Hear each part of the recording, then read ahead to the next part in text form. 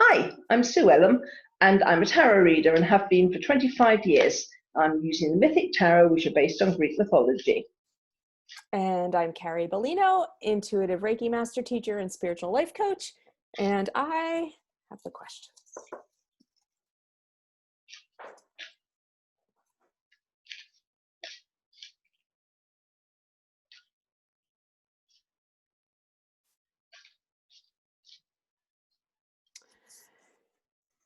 So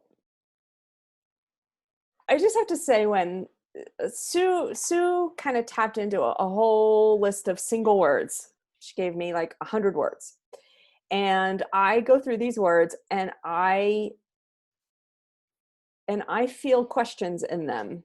And I write the questions down, but I don't really analyze whether I'm able to answer them or if they're, topical or whatever. I just hear the question and write it down and print it out and make my pile. So this is an interesting question that popped up, and I'm not sure exactly where it came from. So here it is. I have this feeling like I cannot be stopped on my mission. Am I being inflexible or just determined?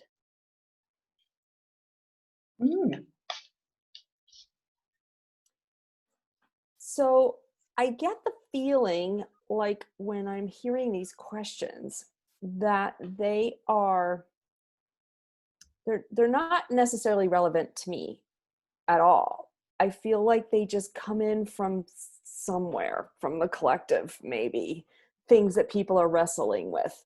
So this is one of those. Like, I don't see this particular discussion on Facebook or whatever. It doesn't feel super relevant to me, but someone must need to know this answer.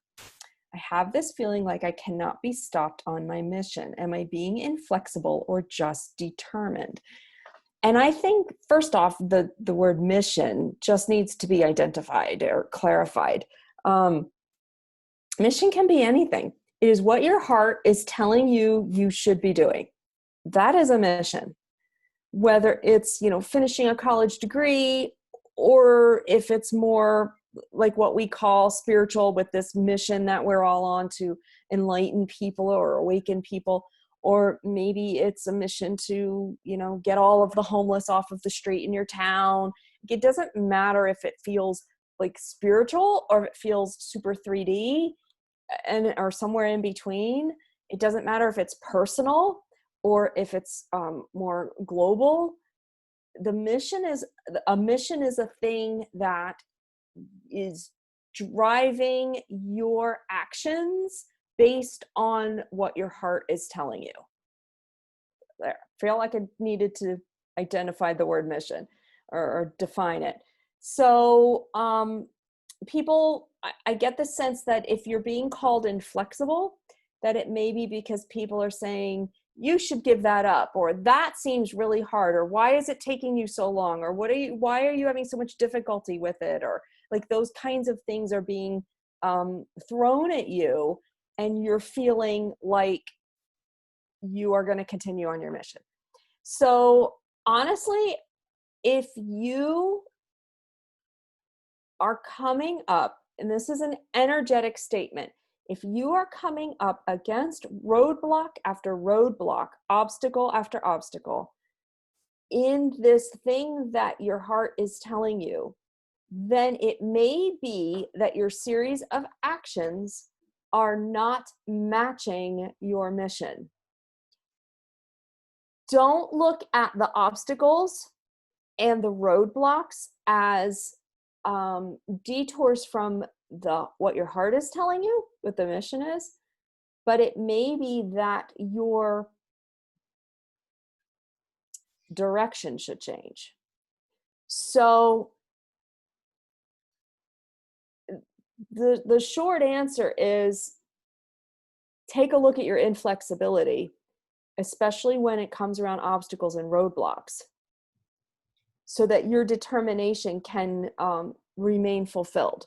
So for instance, you want to, I'll take one of the examples that I just gave about finishing a college degree.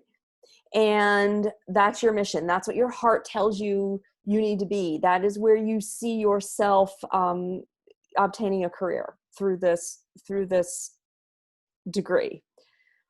But the college cancels classes, or your loan doesn't go through, or you have to spend the money on a new refrigerator, or whatever the obstacles and the roadblocks are that keep happening toward you getting this.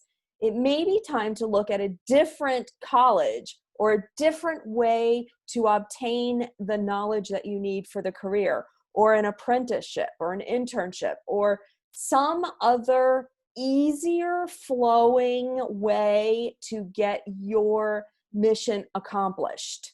So yes, take a look at the inflexibility, take a look at what the obstacles and the roadblocks are telling you, that you may need to shift the way you're accomplishing it, but that doesn't mean you should abandon what your heart is telling you is your mission. I hope that made sense. Yeah, seems to be a bit allied to our recent one about compromise, isn't it? Yes, it certainly is. That was yesterday's, so take a look at that if you haven't.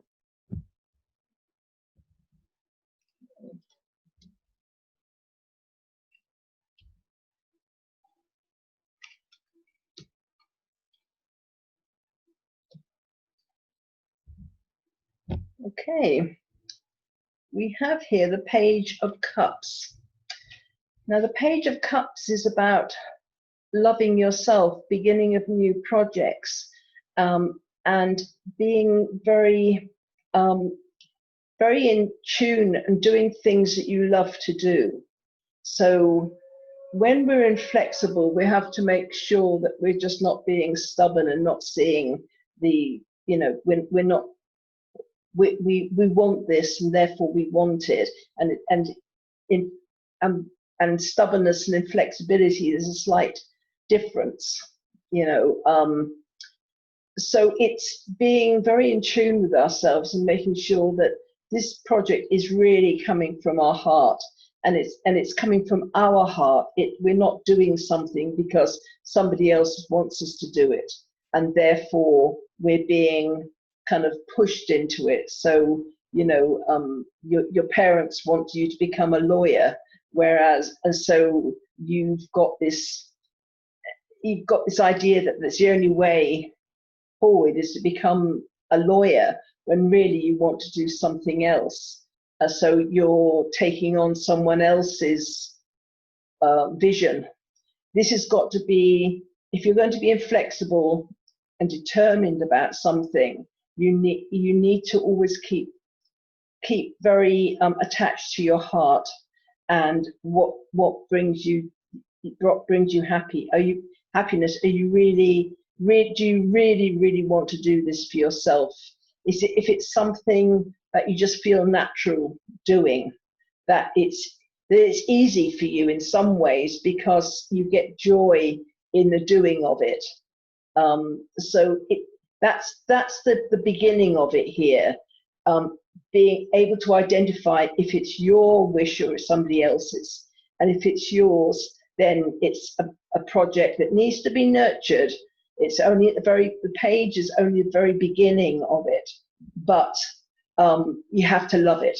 You have to love it for its own sake, not because someone else loves it, and you feel you have a responsibility to fulfill their